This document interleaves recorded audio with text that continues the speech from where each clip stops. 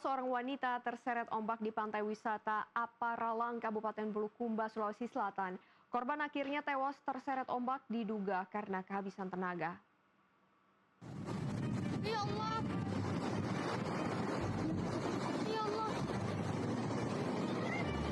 Bisa siang, tidak bisa kedua kita. Viral di media sosial, seorang wanita remaja 17 tahun tewas setelah terjatuh dari papan spot foto di wisata tebing Aparaling, Kabupaten Bulukumba, Sulawesi Selatan. Dalam sebuah video amatir yang beredar, korban yang diketahui bernama Elmi Febrianti sempat meminta pertolongan, namun tak satu pun ada yang bisa menolong korban karena pantai Aparalang terkenal dengan ombak yang besar di pinggiran tebing terjal hingga korban tewas dihempas derasnya gelombang.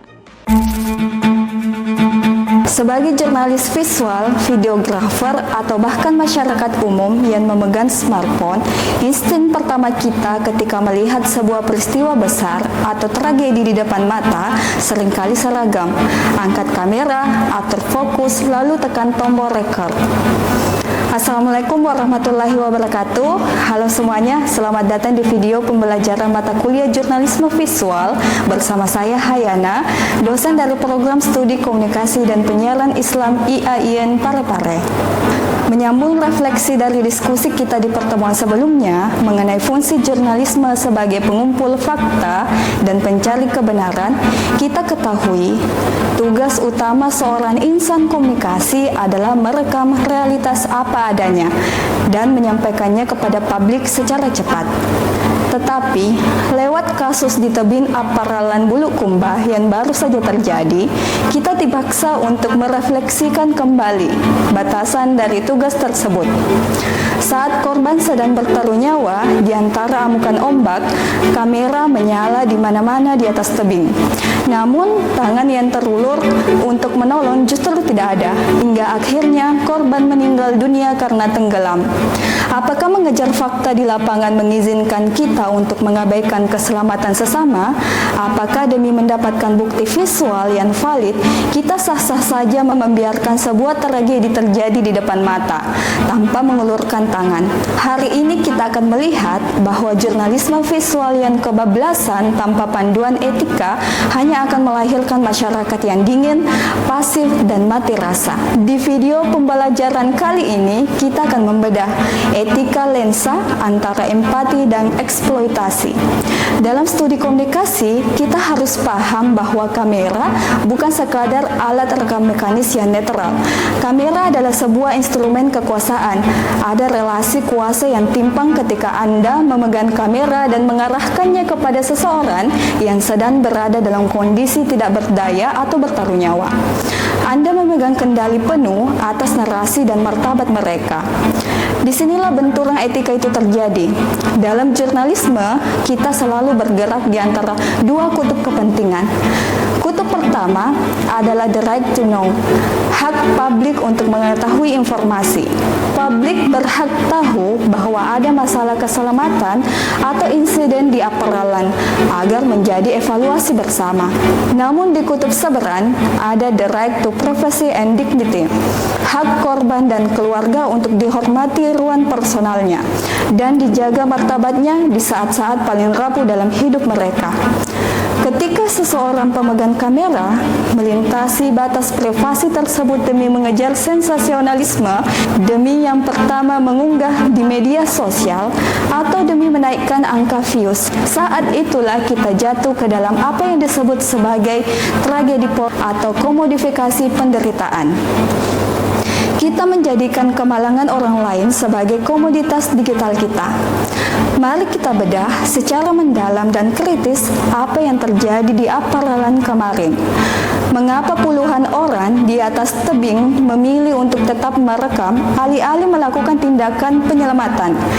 Jawabannya memiliki dua sisi mata uang, dari sisi kemanusiaan dan dari sisi sistem di lapangan. Secara sosiologi komunikasi, fenomena ini disebut sebagai digital bystander effect. Kamera smartphone berfungsi sebagai perisai psikologis ketika seseorang melihat tragedi melalui layar ponsel. Mereka merasa sedang menjadi penonton film yang terlepas dari realitas. Mereka mengira tugas mereka di sana hanya mendokumentasikan fakta, bukan menyelamatkan nyawa. Hasrat untuk mendapatkan konten yang viral mengalahkan insting kemanusiaan. Namun, kita juga tidak bisa menutup mata pada fakta di lapangan yang memicu kepanikan tersebut. Setelah tragedi ini pecah, pemerintah daerah setempat baru mengeluarkan pernyataan bahwa kawasan wisata Tebun tersebut ternyata ilegal. Di lokasi, apakah sebenarnya tidak tersedia peralatan medis maupun alat keselamatan darurat yang memadai untuk tindakan penyelamatan pertama? Disinilah jurnalisme visual Anda harus tajam melihat ruang kosong. Muncul pertanyaan besar yang harus kita suarakan. Kemana fungsi pengawasan pemerintah daerah selama ini? Apparalan bukanlah destinasi wisata baru. Tempat wisata ini sudah bertahun-tahun beroperasi, ramai dikunjungi dan mendatangkan perputaran ekonomi. Mengapa pembiaran tanpa standarisasi keselamatan ini bisa berlangsung begitu lama hingga harus memakan korban jiwa? Disinilah kamera jurnalis tidak boleh salah arah. Jangan sorot histeria atau jasad korban. Arahkan lensa Anda untuk menuntut akuntabilitas publik, menyoroti nihilnya fasilitas keselamatan, dan mendesak tanggung jawab dari otoritas terkait. Sebagai mahasiswa komunikasi dan penyiaran Islam dan mahasiswa jurnalistik Islam, Anda adalah calon jurnalis, produser, dan kreator masa depan yang tidak hanya dituntut profesional secara teknis, tapi juga harus memiliki akhlak dan moralitas penyiaran yang kuat. Saya tidak ingin Anda menjadi robot-robot pemegang kamera yang mati rasa. Oleh karena itu, mulai hari ini sebelum Anda mengarahkan lensa Anda ke sebuah tragedi atau ruang publik, terapkan rumus 3 detik. Sebelum menekan tombol record, detik pertama, tanyakan pada fungsi kognitif Anda, apakah visual yang akan saya ambil ini informatif atau cuma sensasional? Jika gambar tersebut tidak memberikan edukasi, konteks ketimpangan sistem atau kebenaran baru bagi publik, turunkan kamera Anda. Detik kedua, tanyakan pada empati Anda. Jika subjek yang sedang bertaruh nyawa di dalam frame ini adalah keluarga saya sendiri, apakah saya akan ridha visual penderitaannya disebarkan ke seluruh dunia? Jika jawabannya tidak, matikan kamera Anda. Detik ketiga, tanyakan pada kesadaran situasi Anda. Apakah kehadiran kamera saya di sini benar-benar penting untuk mendokumentasikan fakta demi kepentingan publik yang lebih besar, atau saya justru harus menurunkan kamera ini sekarang juga untuk membantu?